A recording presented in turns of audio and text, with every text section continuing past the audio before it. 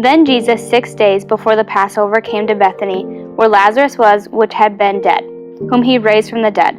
Then they made him a supper, and Martha served, but Lazarus was one of them that sat at the table with him. Then took Mary a pound of ointment of spikenard, very costly, and anointed the feet of Jesus, and wiped his feet with her hair. And the house was filled with the odor of ointment.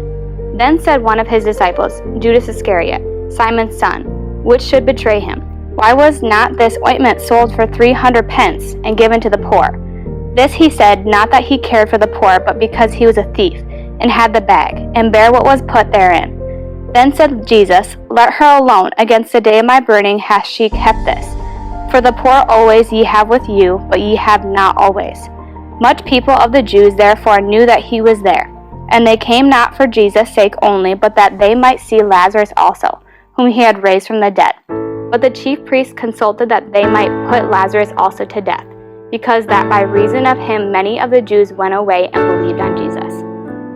I'd rather have Jesus than silver or gold. I'd rather be his than have riches untold. I'd rather have Jesus than houses or land. I'd rather be led by his nail-pierced hand than to be the king of a vast domain, or be held in sin's dread sway. I'd rather have Jesus than anything this world affords today.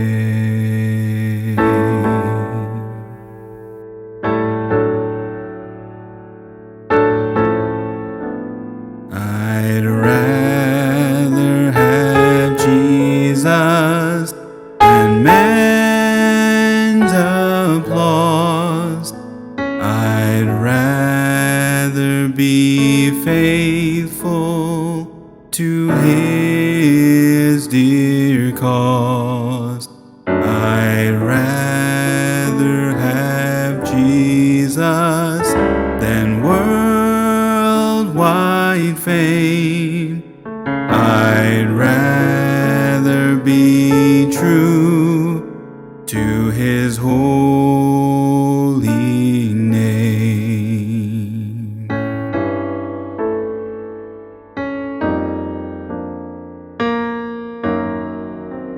He's fairer than lilies of rarest bloom.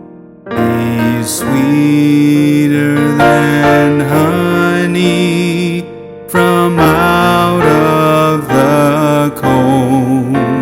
He's all that my hungering spirit needs. I'd rather have Jesus and let him lead than to be the king of a vast domain, or be held in sin's dread sway.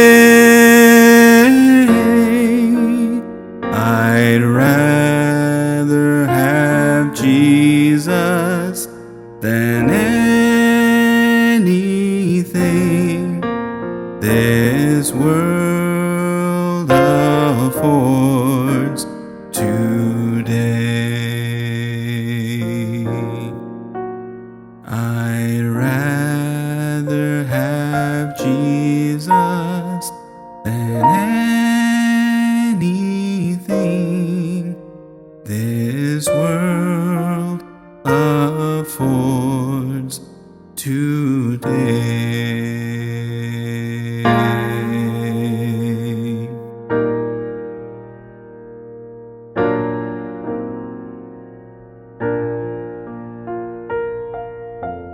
Thank you, Jason.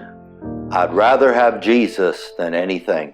And boy, oh boy, that is sure true. And the longer I live, the more I realize by far the most valuable thing that I have in my life is what he has done for me and what he continues to do for me. We heard in John chapter number 12 that Jesus was dealing with his followers. And isn't it amazing that so many of those that followed Christ seemed to really miss much of what he was trying to teach them? Because we find that in verses 4 through 6, it says, Then one of his disciples, Judas Iscariot, Simon's son, which should betray him, he saith, Why was not this ointment sold for 300 pence and then given to the poor? Then he said, not because he cared for the poor, but because he was a thief, and had the bag and bare that which was put therein. Of course, it's not surprising that Judas, the betrayer, felt this way and missed what Christ was trying to teach him. But you'll often see that many of his disciples really didn't catch it. But Mary caught it. Mary understood, as Jesus was about to say, I'm not going to be with you all much longer. And it seemed that Mary had an understanding of the value of Christ and the time he was there and that he was not going to be there. And of course, poured out this costly ointment upon his feet. You know, it's sad to think that often, much like Judas and the heart of a thief, as he said, this money could have been given to the poor. Much like Judas, we really are not convinced that Christ is worthy of our best.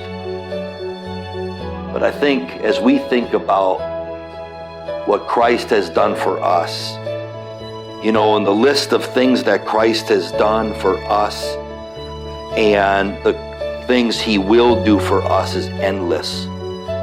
But I guess the question is, what are we willing to do for him? Do we find ourselves believing that the world, our jobs, our careers, our hobbies are worth effort, investment, and we'll pour money into those things? But often when it comes to Christ, we don't feel he deserves it. I sure don't want to be guilty of having the heart of a thief like Judas. But I want to pour my life into Jesus Christ, my Savior. God bless you.